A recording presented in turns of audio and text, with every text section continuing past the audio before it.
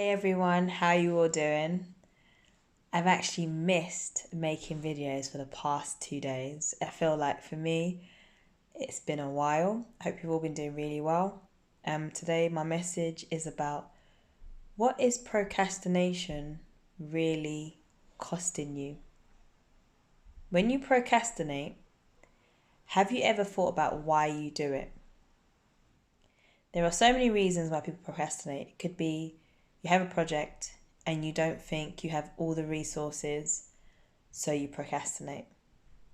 It could be that you don't feel good enough about yourself, so you procrastinate by not taking the actions, not doing what you're supposed to do. And my question to you is, what is procrastination costing you? Is it costing you your finances? Do you find yourself constantly struggling? Do you find yourself constantly feeling depressed, overwhelmed? What is procrastination costing you? Because it's clearly costing you something. And you may not have looked at it in that way, but think about what happens when you procrastinate. What happens when you don't show up? What happens when you make excuses when you should be taking action towards the thing that you want to do? And when you come from that space, you start to acknowledge, understand, and you have more awareness of what's going on. I'm sure you probably read so many messages about 2020, new year, new me, all of that stuff about changes and letting go of the old, embracing the new. But how can you embrace the new when you haven't identified what it is that's holding you back? And you might be procrastinating because you don't actually feel good enough. So you start to make excuses. And when you're ready to take the action, or you're meant to take the action, you find yourself washing the dishes. You find yourself watching TV. You find yourself even probably sleeping because you don't have the energy and strength to go for what you want. But here's the thing. Say to yourself that this is the last year that you are going to tolerate less than you deserve. Even if you are procrastinating, think about what it's costing you. It's costing you your time. It's costing you your energy. It's costing you clarity. It's costing you your happiness. Because when you don't show up in your greatness and doing the things you love, it costs you something. Whether that's emotionally or finance, it always costs you something. So I just really want to ask you, what is procrastination costing you?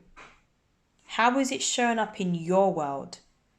When you assess your goals and you reflect on the things you want to achieve, how is it showing up for you? And when you have identified how it's showing up, what are you going to do now? How are you going to take the action? How are you going to take the action to do the things that you want to do?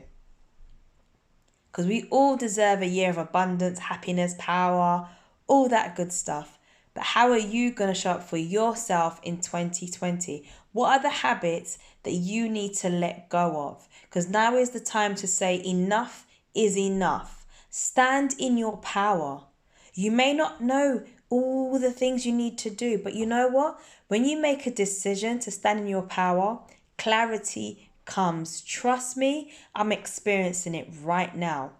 The minute I got niched with the women that I wanted to serve, the women that I wanted to serve started showing up on the trains. I had a conversation yesterday. I was reading a book and a lady asked me about my book and then asked me what I do for a living. I told her that I serve women who suffer from imposter syndrome and helping them overcome their insecurities. She didn't ask me for my card. I said I didn't have my card, but you can take my contact details. And then we exchanged contact details. Why? How did that happen? Because I'm showing up. I'm showing up in my gift.